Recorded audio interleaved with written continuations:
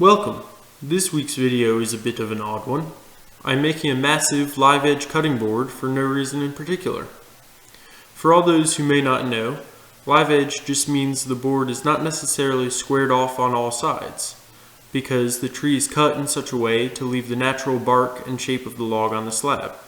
Imagine it like me on a bad hair day.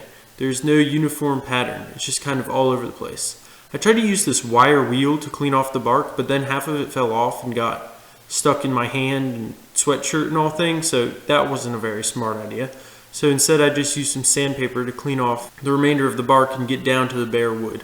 I still left the natural shape of the tree, I just made sure that it was all wood instead of bark and other such things. When I had properly cleaned up the edges, I could take the board over to the planer to clean off both faces and make sure they were flat. The planer also removed any blade marks made by the sawmill when this slab was milled.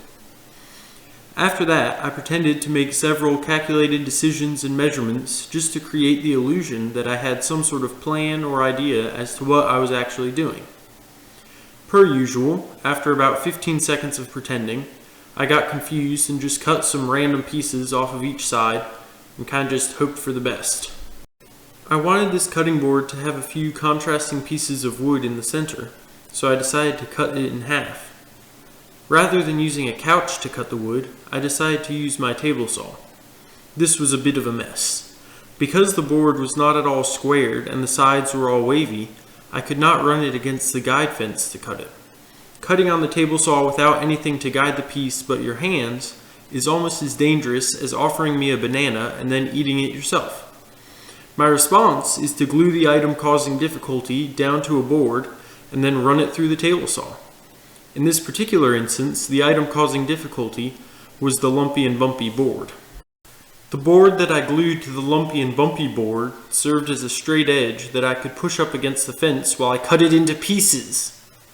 Cut the board into pieces.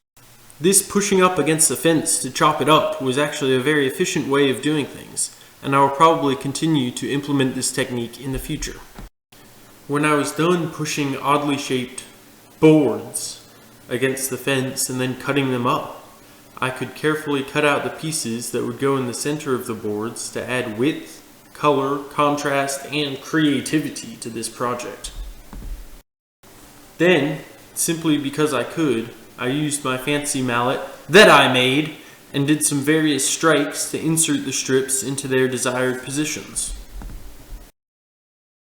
In a previous video, I mentioned that I found that a great tool for spreading glue around is a pair of scissors.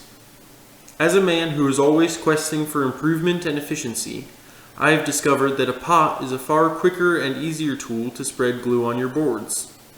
This glue up was a mess. I made many mistakes, but I have learned that sometimes a mistake can turn out to be a very good thing indeed in the end. I was trying to glue it all up in one go, but the clamps were not cooperating, mostly because the edges of the boards were all lumpy and bumpy and wavy and all things, so the clamps could not properly grab them. And I couldn't get a proper squeeze no matter how hard I tried. So I finally decided to glue most of it together and then come back and glue the rest of it later.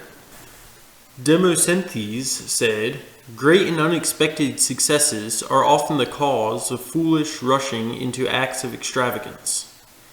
This does not relate at all to the video, but I felt like saying it. It was actually quite lucky that I had to glue the boards together in two portions, because if it had all gone together at once, it would not have fit through my planer, leaving me with several hours of sanding just to get it flat.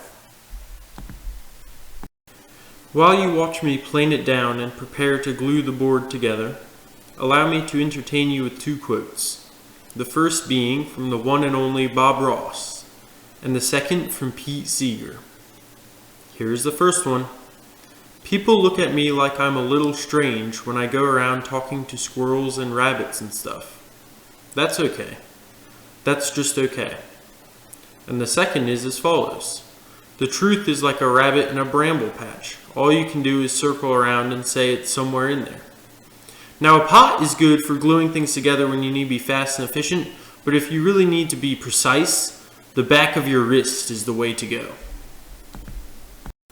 Once again, this was a bit of a dodgy glue up due to the nature of the edges that I was working with, but I took my time and went about my business in a precise and elegant manner, and it actually turned out quite nicely.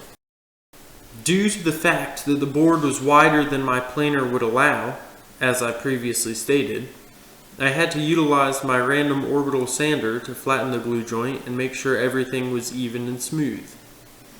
This took nearly 10 times as long as using a planer, but sometimes one must sacrifice their time because some of their tools are inadequate for a particular job. This is not at all me complaining about my planer.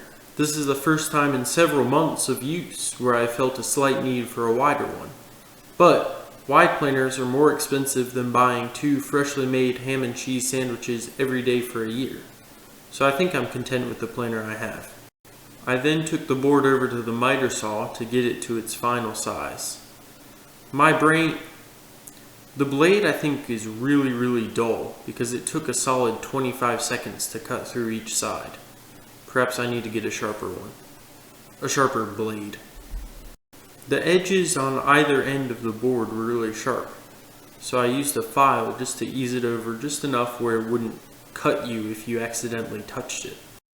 Usually when people run into problems with knots, it is because they are too tight and won't come loose.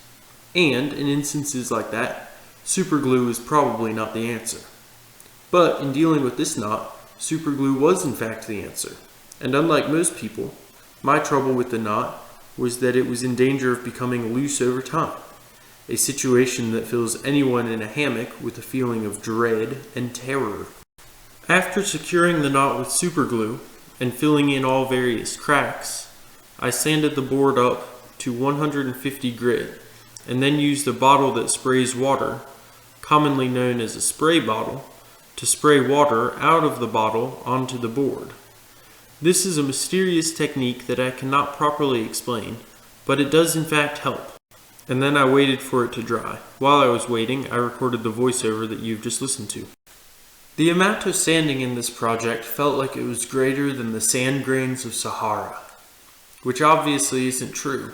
The only thing greater than the sand grains of Sahara is my As we come to the end of this video, I will let you watch the finishing process in silence. Thanks a ton for watching all the way through, and if you would like to, administer a subscription, but only if it is what your heart desires. Farewell, and until next time, go find some rabbits.